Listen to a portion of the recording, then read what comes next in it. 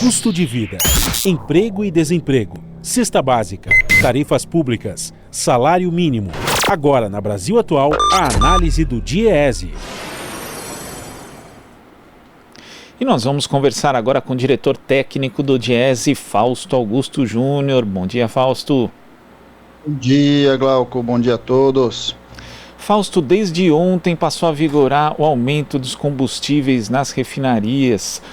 Com os novos reajustes, o litro da gasolina acumula alta de 41,3% desde o início do ano. Já o diesel subiu 34,16% e também ontem passou a vigorar o aumento no preço do botijão de gás, que deve ter aí, em média uma alta de 5%. Quais os impactos diretos e também os indiretos desses aumentos, Fausto? Bem, Glauco, a gente está assistindo mais um resultado da atual política de preços da Petrobras, que acompanha aí a oscilação do preço do câmbio e do preço do petróleo no mercado internacional, e de alguma forma privilegia o lucro dos acionistas em detrimento do conjunto da sociedade brasileira. É razoável imaginar que o preço do petróleo, né, influenciaria de alguma forma o conjunto de preços, porém o preço de produção que a Petrobras tem é muito inferior ao preço que é colocado no mercado internacional. É bom lembrar que no mesmo dia em que é anunciado a alta do preço dos combustíveis, a Petrobras anuncia um lucro bastante significativo, de certo modo, a clareza da prioridade que a empresa tem. A empresa está deixando de ser a empresa estratégica que garante a soberania nacional em relação à questão energética. Ela está deixando de ser uma empresa que costura, né, ou seja, que interliga todos os setores vinculados à questão energética no país, para se transformar em uma empresa de perfil privado e que de alguma forma busca basicamente a maximização dos seus lucros. A Petrobras sempre foi uma empresa, tem sido uma empresa fundamental no desenvolvimento de ciência e tecnologia e ao mesmo tempo de áreas importantes, de regiões bastante importantes como a região Nordeste.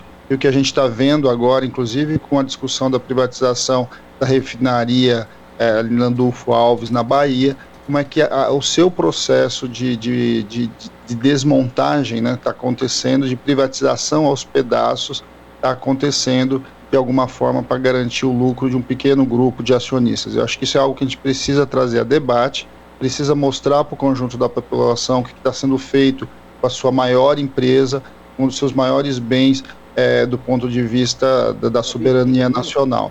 E a vida das pessoas é afetada inevitavelmente. Nesse caso, nós estamos assistindo aí uma alta do preço de combustíveis muito, muito acima da inflação. Nós estamos falando aí um preço aí de mais de 40% do preço da gasolina subindo num período muito curto, como a gente está falando, no espaço aí de 2 meses, contra uma inflação aí que vai gerar no mesmo período alguma coisa perto aí de menos de 1%, alguma coisa talvez até menos. Eu acho que isso é algo para se debater com o conjunto da sociedade. O governo Bolsonaro, ao mesmo tempo, anuncia como medida de compensação disso, redução de impostos, e aí, em uma tacada só, ele retira alguma coisa perto de 3,5 bilhões de recursos da Seguridade Social, ou seja, de recursos que financiam a saúde, por exemplo, em meio à pandemia, simplesmente por conta de você manter uma política de privilégio de acionistas. De alguma forma, esse é um debate significativo. As medidas que o governo Bolsonaro coloca em relação à sua compensação, ao mesmo tempo, aumenta a carga tributária em outros setores, retira benefícios para deficientes físicos, que é o caso da possibilidade de você comprar o carro adaptado, mexe ali, de certo modo, na política industrial vinculada ao setor químico. Tudo isso feito de maneira atabalhoada, feito de maneira sem planejamento, simplesmente em meio a essa disputa que nós estamos assistindo em relação ao preço do petróleo. É bom lembrar que ontem, apesar da intervenção do Banco Central, o dólar bateu a casa dos 5,70, fechando em torno de 5,66. mais uma alta expressiva do preço do câmbio, do preço do dólar, que tem a ver com esse descontrole que a economia está caminhando e que de alguma forma a gente está entrando numa espiral bastante preocupante.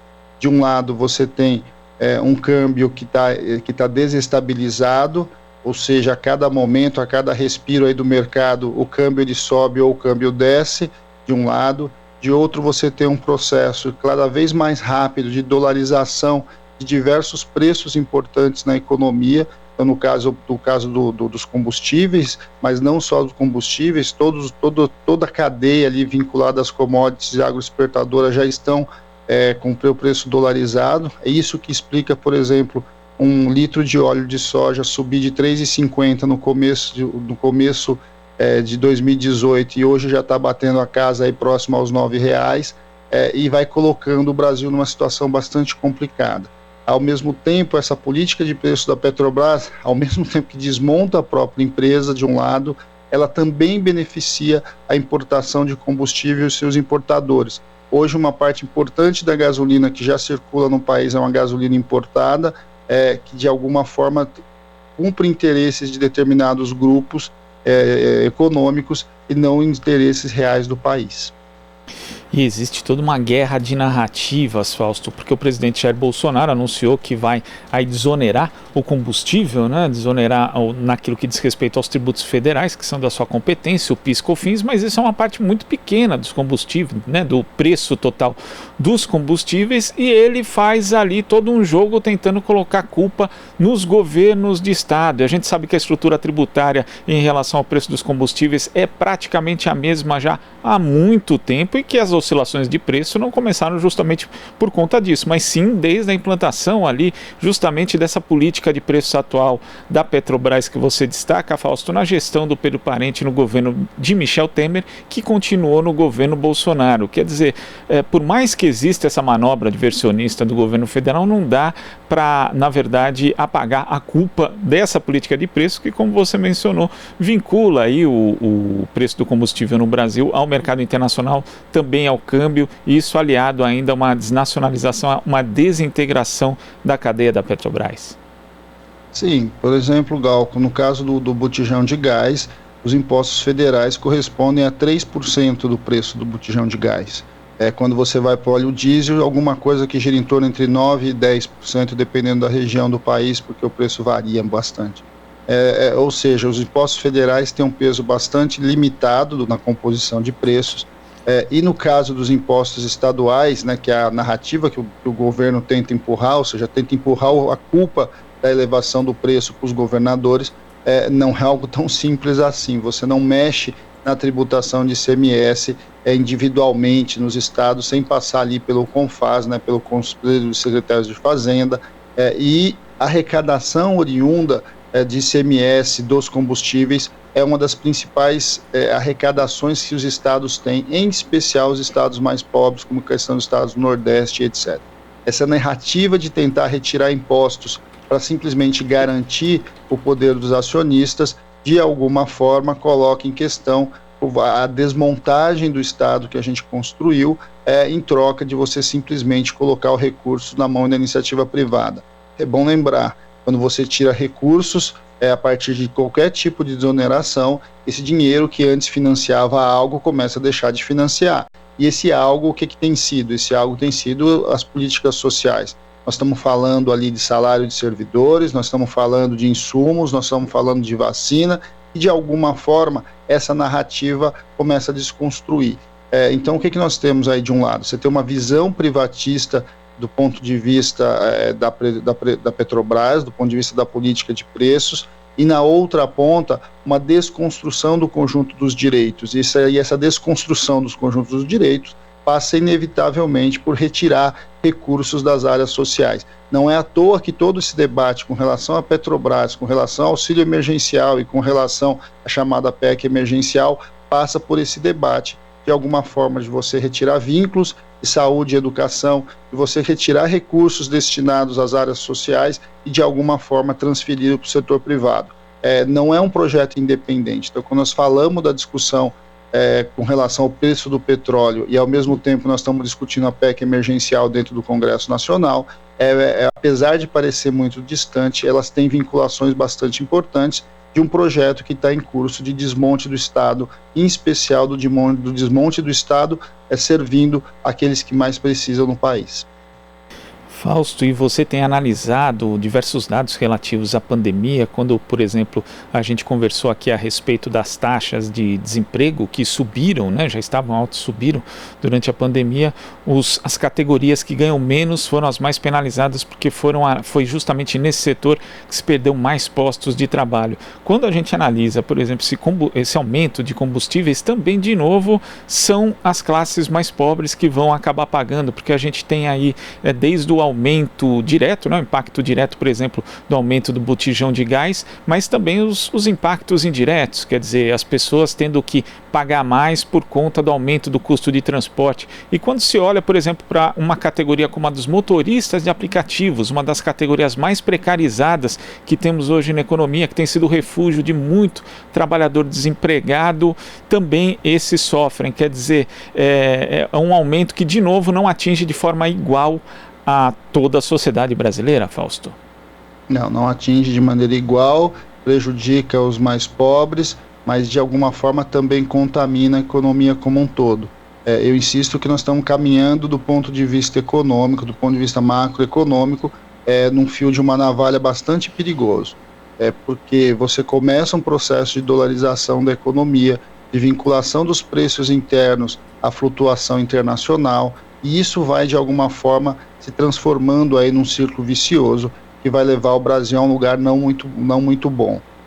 Você ampliar, por exemplo, a importação de bens de derivados de petróleo, a importação, por exemplo, de gasolina, altera e coloca em risco a nossa balança comercial. De alguma forma, a gente vai assistindo uma deterioração de uma política muito diferente que veio sendo construído, de minimamente transformar o Brasil, a garantir um grau de independência do Brasil do ponto de vista dos impactos internacionais.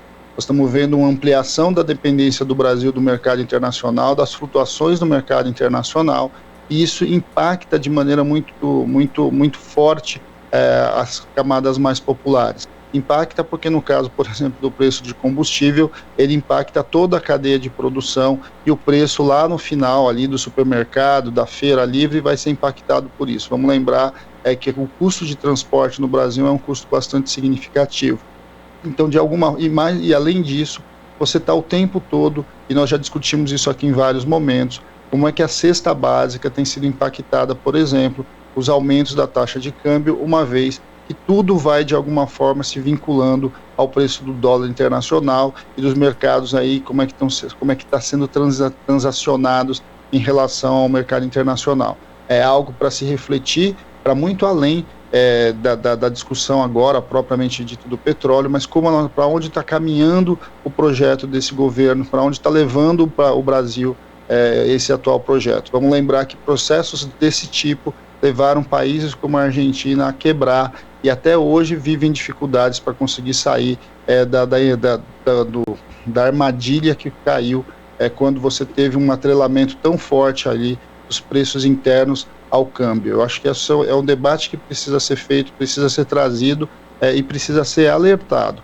Há um consenso liberal aí na mídia tradicional, a maior parte dos economistas de mercado vem na direção desse tipo de defesa, mas que no final das contas o preço para o país e o preço para o cidadão brasileiro será muito alto, de algo que muitas vezes pouco se discute em nome de uma visão quase que ideológica, no sentido aí de privilegiar os acionistas e privilegiar o chamado livre mercado.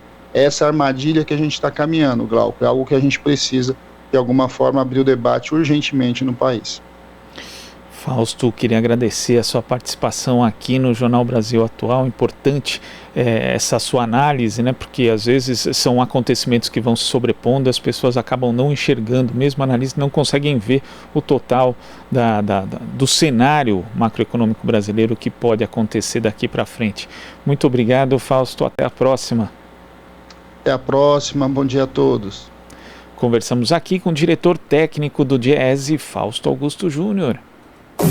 Você está ouvindo Jornal Brasil Atual. As notícias que os outros não dão.